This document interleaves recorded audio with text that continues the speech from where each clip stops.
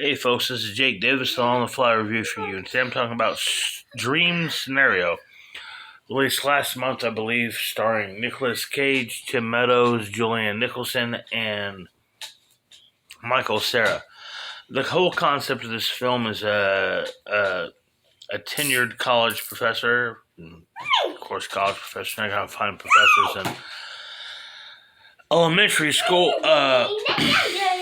Starts popping up randomly in people's dreams all over the world.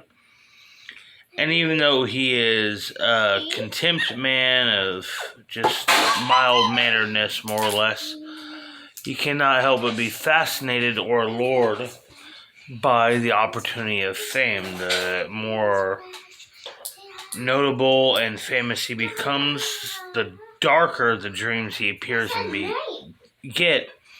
Eventually, he is being blamed for the actions of his dream avatar in an unfair manner. I thought this was an interesting, if not just depressing, film. Nicolas Cage did a wonderful job. I can't really imagine anybody else playing this part. I also want to say just what a wonderful just low tone, almost underplayed performance from Michael Cera in this as a totally sleazy producer type. Ultimately, I'm gonna give this movie 3.5 stars. It's a good movie, but I feel that this is what I've decided to start calling Lynchisms. When you have a concept, an interesting and possibly even controversial concept, but you can't invest in it, you can't go all in. You're afraid to really answer the question that your film is asking. And I felt that's where this film kind of failed. I thought the movie had a wonderful script, a great lead role, some very strong supporting parts, Dylan Baker in a small role. But ultimately what this is about is a man who is held accountable for things he didn't do. People just imagined. I can't remember who said it.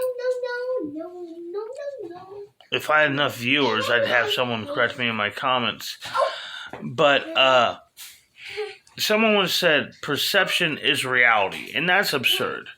That's ridiculous. That's ludicrous. Perception is not reality. Perception is perception. Reality is reality. These two words are contrasting absolutes. And this movie kind of seems to feel like a bit of a criticism, a quiet, if not unfocused criticism of,